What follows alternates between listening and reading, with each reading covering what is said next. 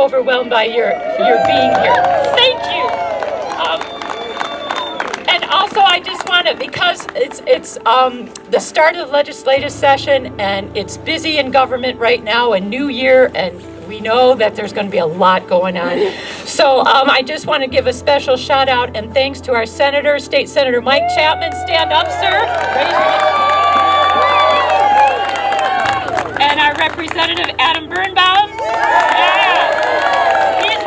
He's new, so that he's here and could take some time out while he's learning. And our new Jefferson County Commissioner, Heather Dudley Noel. So yeah, since they're here. And so our MC is the infamous Jason Victor Serenas. He's been a freedom fighter and a community builder since registering black people to vote down south in the summer of 1965. He's a member of the original New York Gay Liberation Front. He's currently co-chair of the executive committee of the Washington State LGBTQ Commission, and as the I See It columnist at the Port Townsend Leader. You might be reading his columns every week. In a parallel lifetime, so he says he's had a long career as a professional whistler, and a shorter one, this is Port Townsend, and a shorter one as a music and audio critic. So let's give a hand to Jason Victor as he comes up. I also want to say that this morning I was in a Zoom call with the LGBTQ Commission and with our new Attorney General, Nick Brown. It was really, really heartening. We have one of the strongest state Attorney General offices in the country, and people are really preparing. The one thing I want you to know is that if you have a civil rights complaint on any level, rather than dealing with it directly, especially if it concerns something that is out of state, do not handle it yourself. Immediately go to the civil rights complaint. I have a complaint place at the Attorney General's page of the state, because if you start something on your own, you could lose standing in this state, and this state will not be able to adequately defend you. So don't act on your own. File that complaint. They are looking for them, and I think there may be a bunch of them. So I think we all know why we're here. We're here to demonstrate our collective strength and our power. So look around you, because the people who are around you are the people who are going to have your back. They have your back now, and there are people who are going to give us our collective strength to get through this. We are going to defend democracy. We are going to defend our rights.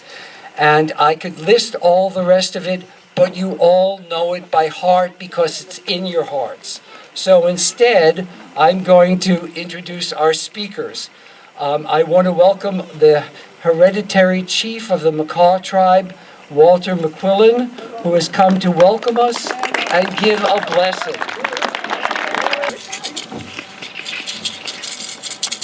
Oh, oh, oh, oh, oh, oh,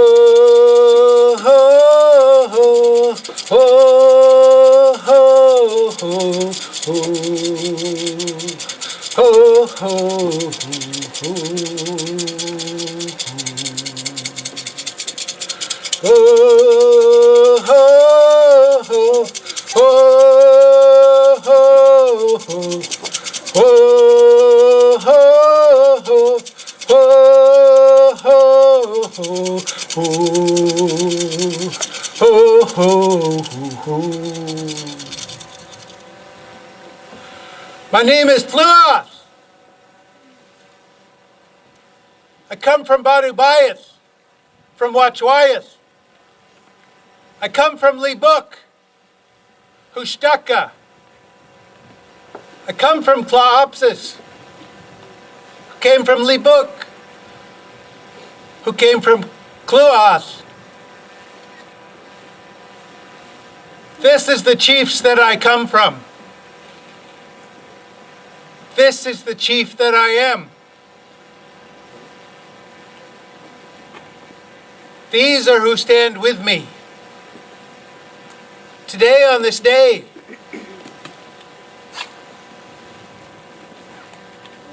we celebrate our life. We celebrate our rights.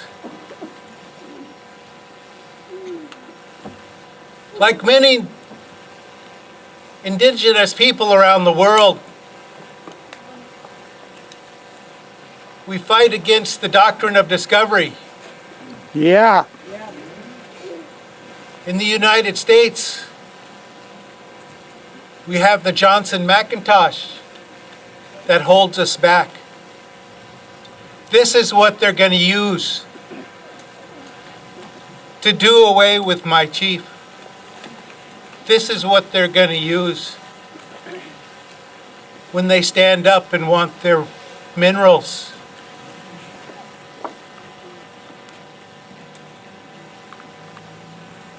The Makahs were here. The Quileutes were here. Skoke was here in this bay. Clalams were here. Pre-contact, we were all here. When the government came in and decided that they needed this place, they ran us all out. Most of us got out before, but the Jamestown stayed, the Clallam stayed, and were driven out forcefully.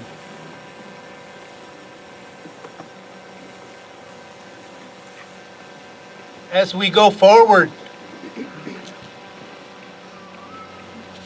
we ask for your help because you're here. Because you're here with us today. You stand with us today. We all have roots here now, and we all need to protect that. We all need to stand up and say we're here and we're all equal. We're here. We love this land and we love the people. We love our neighbors. Yes. We love our children. We need to step forward for the little ones that don't have the right to step forward right now. Because soon, in the blink of an eye, our little ones will be leading this. They will be standing here. So today I stand here to help them along in this life. Leko. All the people who were monitors, Julia Cochran, I saw you. Julia Cochran, I don't know what Port Townsend would do without you. And Port Townsend, I don't know what you would do without our mayor, whose support for minorities, for all the oppressed, makes him a delightful target of letters to the editor. David Faber. Hey everyone, we stand at the precipice of an extremely dark time. We're a veritable murderer's row of venal bullies and billionaires and snake oil salesmen are poised to seize the reins of our government and have already been seizing the reins of cultural institutions. And it's been a really sad, actually, last decade watching this, rights be stripped away and mean-spirited attitudes come roaring back against LGBTQ people, immigrants, minorities. It's a truly scary time to be an American, to watch what's happening to this world. It's easy to lay back in that pessimism and that darkness and think there's nothing we can do to make the world a better place. In a previous dark time, about almost exactly 20 years ago, I was fortunate enough to have a conversation with folk singer and political activist Utah Phillips, who I asked. He was presenting at an event in college when I was in college. I asked, given how big these problems that we're seeing at that time and we're seeing now seemed to be, how do you stay optimistic that you can actually affect change? And he said, you need to stop thinking just about the big picture. You need to define your circle. Define the area in which you know you can operate. And define that circle with other people who will work with you to achieve goals. And as you do that, you can build a bigger movement. You can build something positive and find the optimism that I think we so dearly need in not just this community, not just America, but around the world. So I am encouraged by the energy today, even though it feels like a really dark time, that we're trying to still build that, despite that darkness. So to help kind of encourage that circle defining, I have a proclamation I'd like to read. All right. Whereas, this is blown away. Whereas the right to assemble is a time-honored right guaranteed by the United States Constitution. And whereas the residents of the Olympic Peninsula have continuously valued and actively supported the stability and well-being of our community. And whereas the residents of the Olympic Peninsula have continuously stood up for the freedom, rights, and future of people everywhere. And whereas the city of Port Townsend has a history of inclusiveness and non-discrimination as shown in its inclusion in the Human Rights Campaign Municipal Equality Index of 2016 with a score of 85. And whereas this year marks the first annual People's March here in Port Townsend. Now, therefore, I, David J. Faber, Mayor of the City of Port Townsend, do hereby proclaim this January 18th, 2025, to be the People's March Day in the City of Port Townsend. Encourage all residents and visitors of the Olympic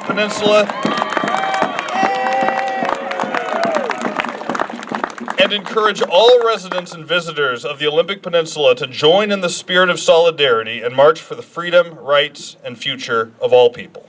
Thank you.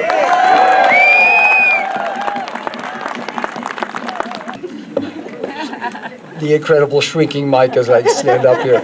Welcome four-time previously elected Washington State Representative and newly elected current Washington State Senator, Mike Chapman. It's truly an honor to be here today, and I was driving over from Port Angeles, and you don't know if you're going to be addressing 50 or close to about 300 people. If I'd have known I was going to address 300 people, I would have been more prepared. But I want to thank you from the bottom of my heart because you're prepared with signs like, no humans are illegal. Hands off our rights. Protect our democracy. I do like this one up front. Just a reminder, Fox had to pay $787 million for lying to their viewers. I vote for truth and justice, democracy, not autocracy. My heart breaks for Gaza, and I think for many of us this last period, there's some good news finally. No to dictators, resist. I do like particularly Boomer not okay with felon-elect. And then someone had one, hold your signs, hands off my Medicare. Do you remember the argument of keep government out of my Medicare? Like when then we're true, there's one about, fight truth decay. Thank you. It's time, the time is always right to do what is right, MLK. So many, and again, for not being prepared, thank you for letting me say the words that you all feel. As a representative, that is my job, is to represent you and how you all feel, and these signs will help remember. And recently, and I hope some of you got a chance to hear Governor Ferguson's state of his inaugural address, and it was an honor to be in the chamber when he gave that this week. And he quoted from former Governor Dan Evans, and I'm going to do the same. Because Washington's values have not changed. And this is what Governor Dan Evans said in 1975. Now, for those who don't know Governor Evans, he's a three-term Republican governor of the state of Washington. Our values haven't changed. Something has gone terribly wrong with our friends in the Republican Party. Because look at what their governor said in 1975. The whole country and virtually everyone in it, with the exception of Native Americans, came here as refugees in the first place. Most people came because they were either dissatisfied with where they were or were forced out of the countries in which they once lived. For us to now say that it is time for us to close the door just behind us, I think is the worst kind of hypocrisy. The facts are that they supported what we were attempting to do, and for what that they've been driven from their homeland. Certainly, I think we ought to receive them, and as far as I am concerned, the state of Washington will. And as your state senator, I keep that quote close to my heart on everything that we do in Olympia. And it is a truly an honor. This kid from a broken home, a dad who died when I was 11, who should have lived a life on the streets, and through the grace and mercy and dignity of friends around me, and for all of you, for me to be your state senator is truly the most humbling experience of my life. And I do not deserve the love that you have continued to give me, but I thank you for it every day. When when Mike ran for office, he made room for our new representative, Adam Birnbaum, who's also going to speak to us. And I have to say that when I was preparing my column about the elections and I spoke to some people who were currently in various positions in Port Townsend, and I said, okay, off the record, who do you support? Everyone said the same thing. All the candidates are good, but there is only one who is ready to hit the ground running and knows what to do. Adam Birnbaum. Thank you, Jason, and thank you all for coming out today. I'm going to keep my remarks quite brief because I did not know I would be speaking before you. It's an honor to be here. I'm 5 days into the first sessions. I'm 5 days into the first session, and we have 100 days to go. And one thing that David said that resonated with me is that we all have our little circle of influence. And every person here has some perspective, some insight, some voice that they can share with others, that can motivate other people to action, that can help inform policy. And I can tell you that the values that are going to guide me as an elected official are protecting equality, are fighting for people who don't have a voice for themselves, that don't get elevated very often. There was a great remark that our outgoing governor made when he was leaving in his final State of the State. He said, over the next 105 days, there are going to be a lot of people with power and influence that are going to be beating down your door, that have your phone number, that are going to call you to ask you to vote for them and to vote for their issues, to support what they care about. And I think the obligations that elected officials have is to listen to people who don't always have that voice. So one thing that is fantastic about a crowd like this and a group like this is you all made the decision to come out here to speak for the things that you care about. Fight Truth Decay is a fantastic sign. I'm still chuckling at that from Mike's remarks. And I can tell you that as an elected official, you get a whole lot of information, and it is challenging to figure out what information you should listen to. And my North Star is going to be to listen to you, to find out how I can best support immigrants' rights, to protect a woman's right to choose, to see the way that people who are experiencing homelessness, to see the way that working families are struggling, and to find the little steps forward that we can take in Washington State and in this community. And in that endeavor, I would love your help. So please reach out to me, tell me how I can better be an advocate for this community here, and thank you all for coming out this afternoon.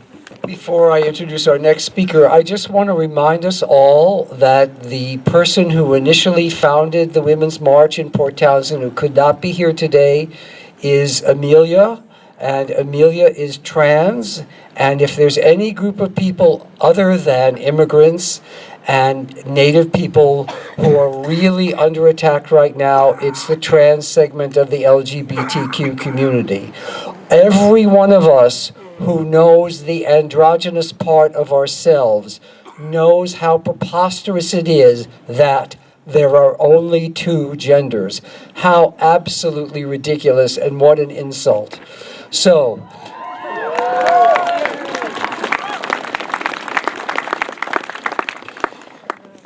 to try to tie that in to the next speaker, Heather Dudley Nolet, what I'll say is we are talking about one very strong woman. Former Director of Development at Bayside Housing, co-founder of the CoLab of Port Townsend, and our newest Jefferson County Commissioner. Heather.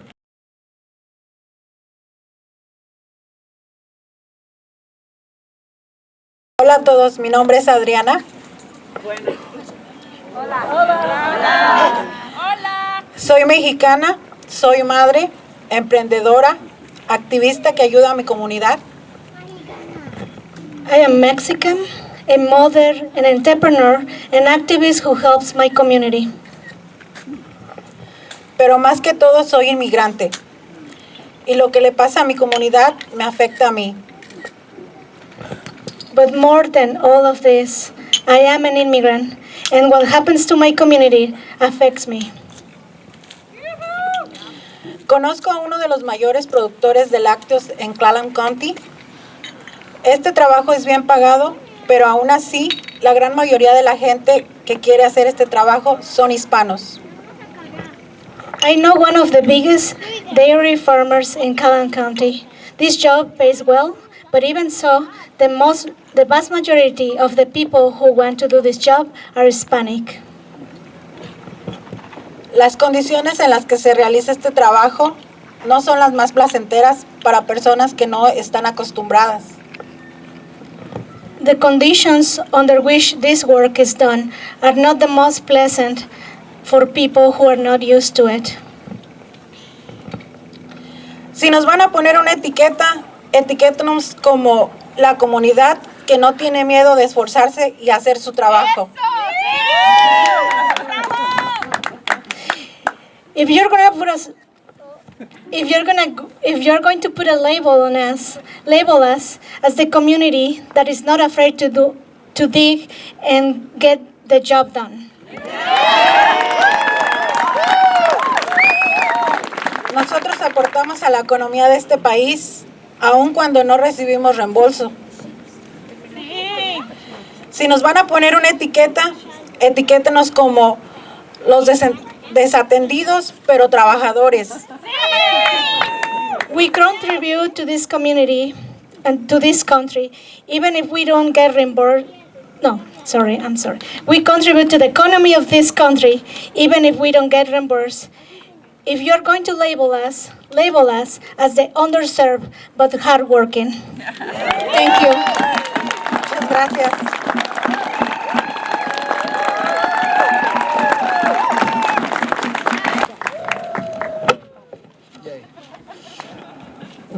Whoops. Oops, excuse me. Too soon. Has a few more things she wants to share with us.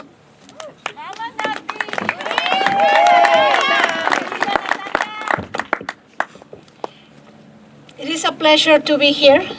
First, I would like to tell you that I don't like public speaking. Yet, I really appreciate this opportunity. You're doing good. The only reason I speak publicly is because it amplifies the voices of the most vulnerable of the immigrant community. Those who are out there working in the fields, those who have been separated from their children, those who do not speak English, all my hardworking people. People ask me with curiosity, why did I decide to migrate? What drives someone to leave everything they have known and venture out here to start from scratch? The answer is very simple. Understanding migration is not that complicated. Look around you. Don't burst migrate in search of food and better living conditions. How it is possible to denigrate the people who put food on our tables at the expense of their hurting backs? Have you ever seen how these people do the hardest and lowest paid jobs? These jobs have not been stolen, but have been earned through hard work and perseverance.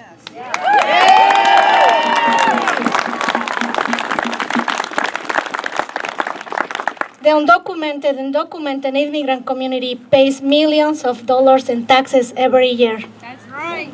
Yes, undocumented people like me pay taxes. That's right. Yet, my people are afraid to even come ask for the most basic needs like food, housing, or even medical services. So many immigrants pay into Social Security, but they'll never see any benefit from it. Fortunately, non-profit organizations offer support to the immigrant community and try to meet the needs of the people. This being a sign of the humanity that it still exists. I am one of the reasons the false rhetoric is attacking nonprofits. They don't want me standing here because our stories are powerful. And finally, it is something no one can steal from us. That's right. Yeah. Go ahead, Natalie.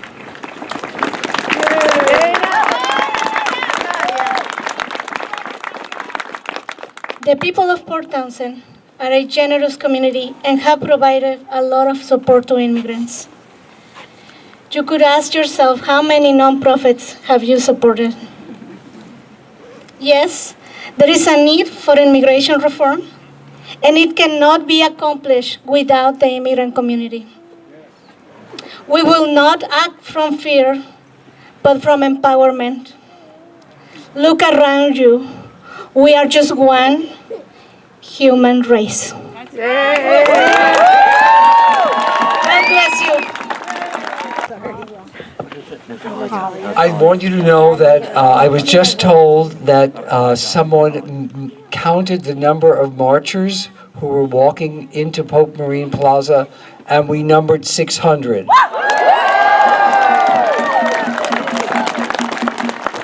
Given the lack of publicity or of the march, that means how strong we feel and how strong we are. We have 3 more speakers. The next speaker, the first time I met her, I went, this is a woman close to my heart. And she has only gotten closer as time has gone on.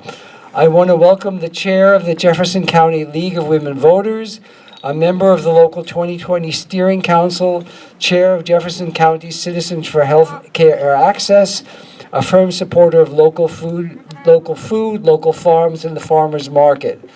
When I was participating in the Roadie Run, who was the person on the microphone who was cheering everyone on and making announcements? It was the same woman, Angela Gurko.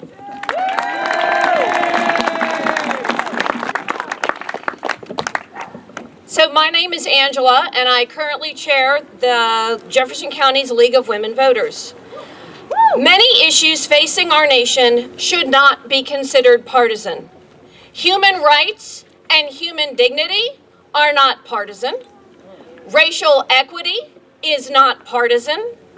Access to health care is not partisan. Calling out attacks against our Constitution is not partisan. To claim that these positions are partisan is an attempt to keep the League of Women Voters out of the conversation, and we will not be silenced. No one knows what the next 6 months will hold for our nation, our state, and our community.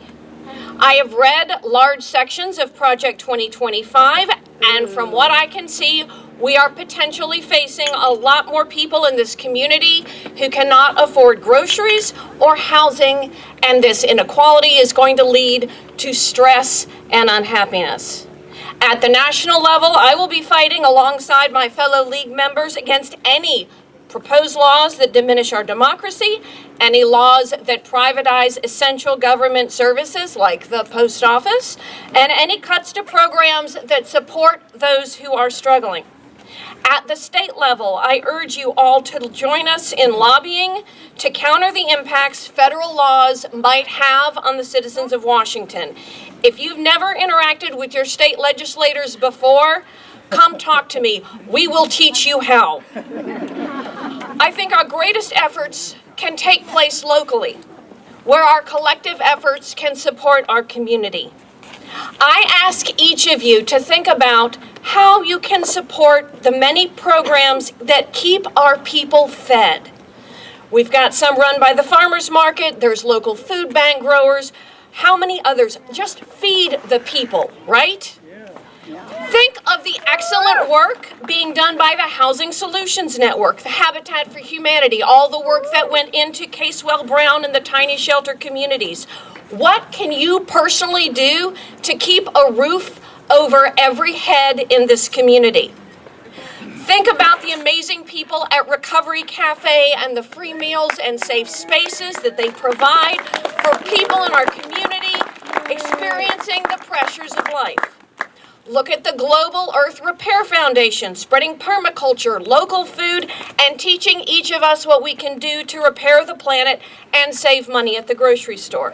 This is local work done by local folks to help local folks, and in times of despair, these local actions give hope, build community, and lighten the burdens on those struggling to make ends meet.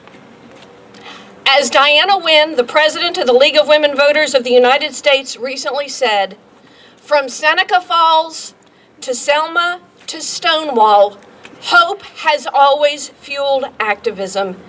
Hope will sustain us as we work forward. Be an agent of hope. If you have $5 a month you can donate to a local organization, do it. If you have 5 hours of time a month you can donate, do that. Disengage from the oligarchs who tell us we need to buy more and own more to be happy. Go through your house, your attic, your basement, and give away the things you no longer need to someone who does.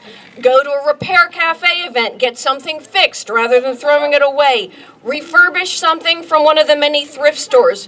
Grow food and share it with others. I'm from Gen X, in case the outfit didn't give that away.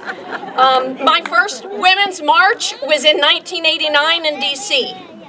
As I look out on this crowd, I see the generations that taught me how to make good trouble. And I see the next generation that's going to carry these banners long after I am gone. Have hope. Be hope. Hold each other up. And together, let's keep moving forward. We have 2 more speakers who are very important because they're both high school students. They're both taller than I am, so I am going to raise this microphone a little bit. And I just want to say one thing. First of all, I want to acknowledge Heather for using the word, I think it was chutzpah. Yeah. So this yid says thank you for recognizing the language that my parents spoke. And secondly, I just want to tell everyone, if same-sex marriage goes again before the Supreme Court and our rights are taken away, what that means is that hundreds of thousands of more people will be plunged into poverty. It means that they will no longer have access to their spouse's Social Security, etc., etc., etc. This is another terrible thing, and as your representative on the Washington State LGBTQ Commission, I want to add that voice to the mix. Thank you. And now I want to welcome Port Townsend High School senior and member of the Students for Sustainability Club, Tallulah Sebastian. Thank you you so much for all being here. I'm Tallulah Sebastian. I'm a senior. Students for Sustainability at the high school was started around 2010, 2011. We've been doing environmental work all the way up to the state level. We've gone to Olympia to do lobbying. We've met with Mr. Chapman a couple times. He's been very helpful for all of our endeavors. We like to participate in tree planting around the community. We love being involved with everything that you have provided for us. Even though most of you, I'm assuming, maybe not, don't know what the club is or who we are, you still have been helping us, even if you didn't know it. During this, the last election, on your ballots, Initiative 2117 was proposed by some, I don't know, billionaire hedge fund guy, and it proposed to get rid of the Climate Commitment Act, but Washingtonians voted no, and we protected it. Thank you so much.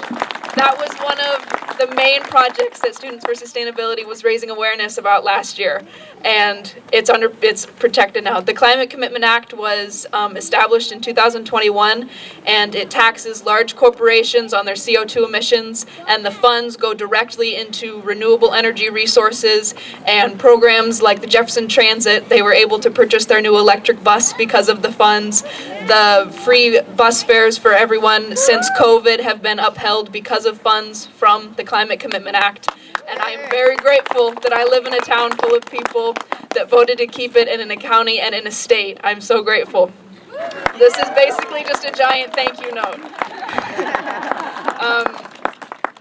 During our meeting with our now Senator Mike Chapman, he said Port Townsend is a very special case. It's like living in a bubble. Sometimes that can be good, sometimes that can be bad, but there are a lot of good things. I want to thank you for how you have raised all of us. I want to thank you for such a weird and wonderful town, and for the rec center and the community library and story times as a little kid.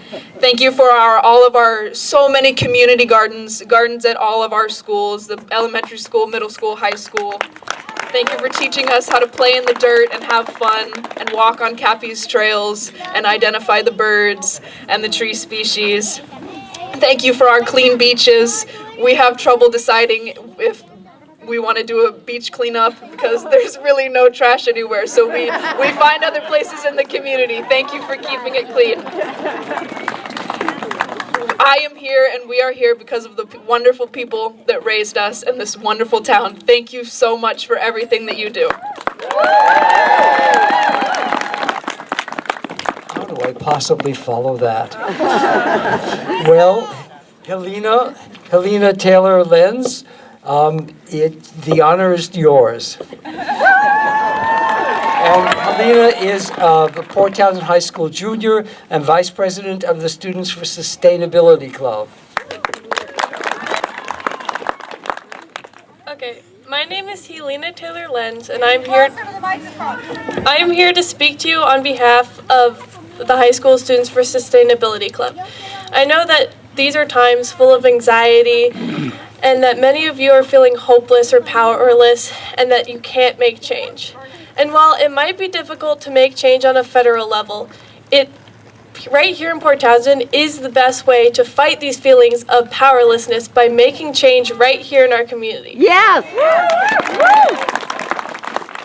And one of the best places to start is by trying to preserve our local forests, Cappy's Trails.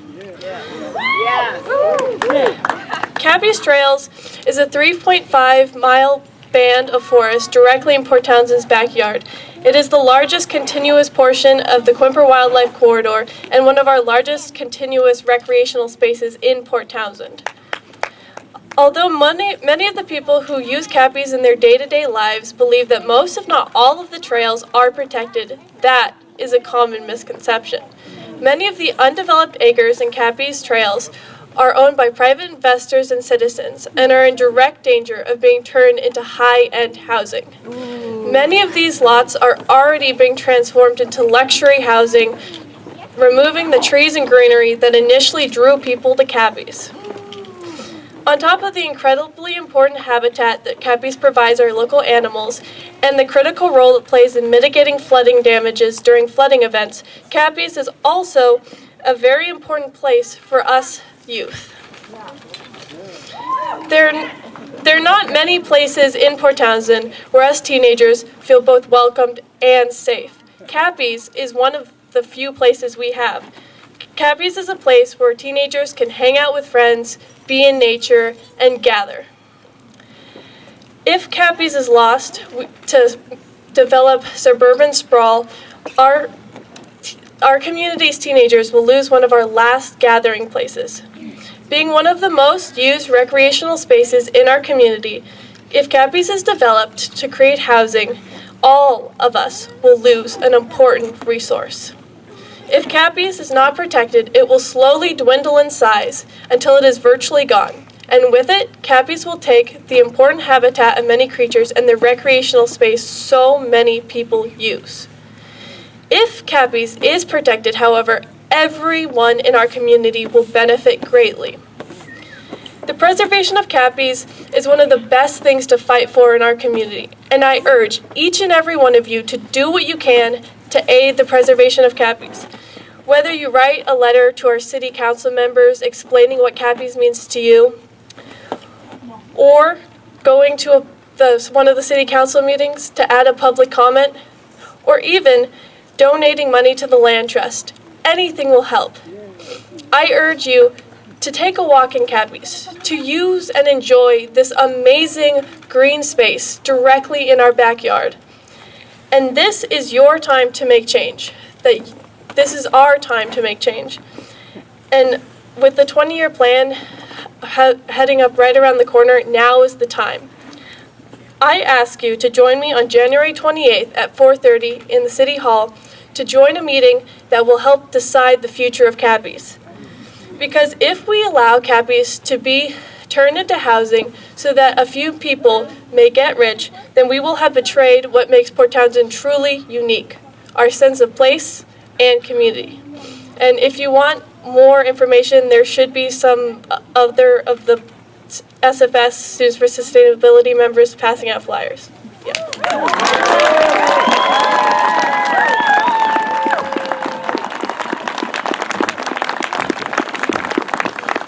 I see in front of me several people whom I've run into in my power walks in Port Townsend.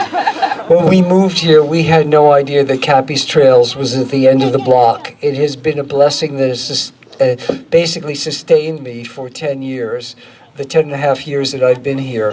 And so thank you so much.